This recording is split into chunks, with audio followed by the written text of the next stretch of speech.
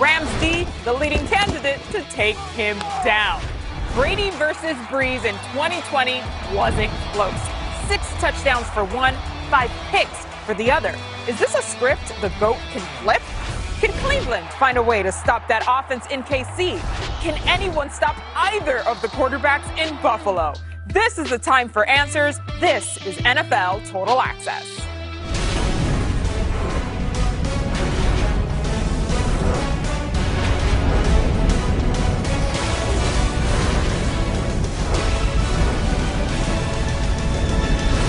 Welcome to NFL Total Access. My name is MJ Acosta-Ruiz, and if there's one thing we have plenty of this week, it's storylines. Between the coaching carousel, the divisional weekend, and everything in between, we've got you covered. Willie McGinnis and D'Angelo Hall will be with me tonight, but let's start with the first game of the weekend. Rams-Packers, and a look at the legacy of Aaron Rodgers. Yeah, that hate the grind and sweat the blood, the time my motivation. I work too hard, too long, and not be in the conversation. My team been up, way up, ain't nothing less than domination. I got the game to say with lock and key and combination. What a play by Rodgers. Green Bay all the way. Motivation, all the hating that they doing, motivation. You be talking, but you not up in the conversation. They all wanting me to stop, that's my motivation. Aaron Rodgers continues his MVP campaign this weekend, coming fresh off a bye, and will be hosting the divisional round at home in Green Bay. Stacey Dales has us covered on all things Rams-Packers. We are in store for the best of the best on Saturday. It's the Rams' #1 scoring defense against the Packers' #1 scoring offense. That means All-Pro Aaron Donald against All-Pro Aaron Rodgers. Well, Donald has been dealing with that rib injury. He told us on Wednesday that he has no pain and he feels healthy. He also added, "The way that I'm feeling right now, I'm not too worried about it. I feel good, I feel strong, and I'll be ready to go come Saturday." As for the Rams facing Rodgers and the best red zone offense in football, Donald said they must find ways to affect the quarterback. That's QB hits, getting in his face, chasing him around, and ultimately not allowing him to get comfortable. So between affecting Rodgers and shutting down what the Rams consider to be a very strong run game, starting with Aaron Jones, Donald told me we'll be fine. Kickoff 4:35 Eastern on Saturday at Lambeau. Thanks, Stacey. And what a matchup we have in store. I mean, it is the latest edition of top defense versus top offense. Go ahead, pick a stat. And the Rams defense excels at it. Ditto for the Packers. Oh, the #1 scoring defense faces off against the #1 scoring offense. MVP versus AD. I can't wait. Willie McGinnis and D'Angelo Hall. Hello, guys. Welcome in. All right, listen. You both just saw the rankings there for each of these teams, both sides of the ball. There's no way around it. This is going to be one of those games that really defines what a divisional round is really made for. But who has the advantage here? Is it the Rams defense or the Packers offense, Willie? You know, I love those stats, but stats don't win football games. Players and matchups do. So when I look at this matchup, I got to go with Aaron Rodgers and the Packers, only because take away Devontae Adams. Okay, I know you're saying ooh over there because you think Jalen Ramsey going to take Adams out of the game. Well, when he missed week 3 and 4, 10 different players touched the ball and had a reception, which means Aaron Rodgers will spread the ball around. They will come with multiple formations and different looks. And guess what, D-Hall? They've been off for 2 weeks. What does great football offensive minds do and great offenses do and great quarterbacks do?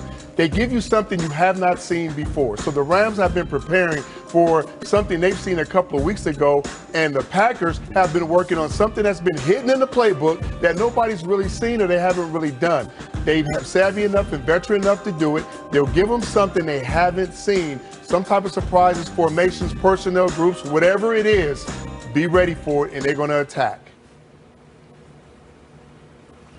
All right, Willie, you're absolutely right when you talk about the Green Bay Packers offense going to give that Rams defense something they haven't seen. You're right, but that's going to be 1 or 2 plays, Willie. That's not going to be consistently. Consistently, they're going to give them what they've been doing for the most part this season.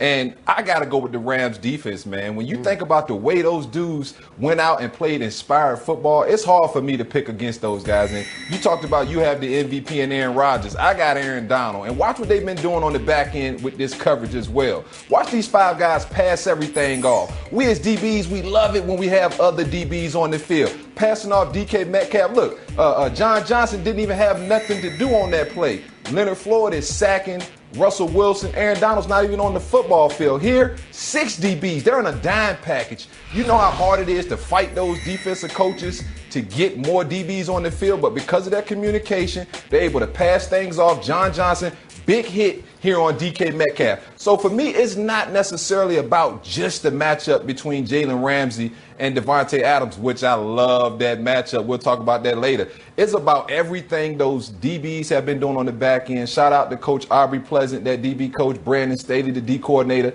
They have been in sync. I played with Joe Barry as my coordinator in Washington. He's that linebacker coach. Sometimes he fights to get his linebackers on the field. So I love it when I see more DBs instead of linebackers, Willie. Yeah, I know you would say that because you're a DB. And I'm a linebacker, but guess what? I looked at what you just showed me. The 6 DBs may have worked against the Seattle Seahawks. Remember, we saw that with the Chargers when they used it against Baltimore, and then they went down and played New England. They thrashed that DB system because they knew what they were giving them, excuse me. You can't give a guy like Aaron Rodgers your playbook and say, this is what we're going to do because it worked a week prior. They're going to have something ready for that. And remember, even though Aaron Jones is in the game as a runner, he also is a receiver. If they see the 6 DBs come in, they're going to motion him back in the backfield and run the ball. So they better be ready to be physical and play the run as well. I love that we're really focusing in on the Rams. Look.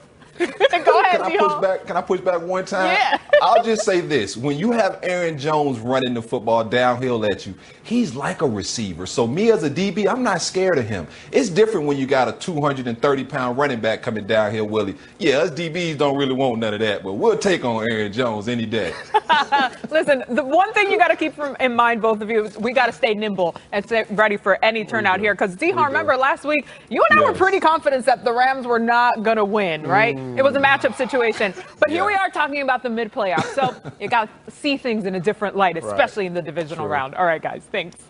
Coaches, Sean McVay and the Rams heading to Green Bay to take on the Packers on Saturday. We'll see a familiar face on the other sideline in the person of a good friend, Matt LaFleur. That'll be the first time the two will face off as head coaches. So will McVay have any advanced coaching against his former OC?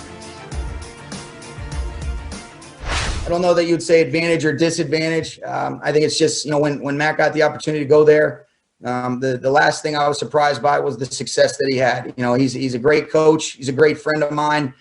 You're so happy to see that success. And, it's pretty crazy that we're getting an opportunity to play against one another. And really our teams are getting to play each other in the divisional round. And that's going to be the most important thing is the Rams versus the Packers. And, we'll see if we can get after Matt a little bit. It'll be fun.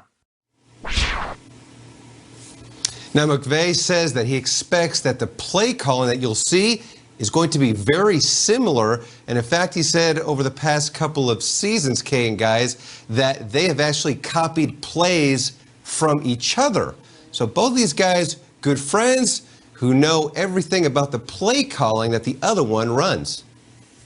Yeah, I feel like the mentor usually has the edge over the mentee. We'll break it down right now. Appreciate you, Will. McVay talking about his professional and personal relationship with LaFleur. Schrags, from Sean McVay's perspective, do you think it's an advantage facing a guy that he knows as well as he does? Yeah, and just to get even further into it, of course, he was the offensive coordinator in 2017, but these guys were runts with the Washington football team in 2010, both of them quality control coaches. For years in the Shanahan system, LaFleur is brought with him to Los Angeles when McVay gets the job, and then LaFleur is poached by Tennessee and eventually the Packers. I think these guys, when I say that they talk, off season they talk daily, and then during the season it's probably a little bit less. But the relationship between these two is so tight, and they both come from that Shanahan tree, that I think they almost speak the same language. And I almost wonder if they're going to start outthinking each other and almost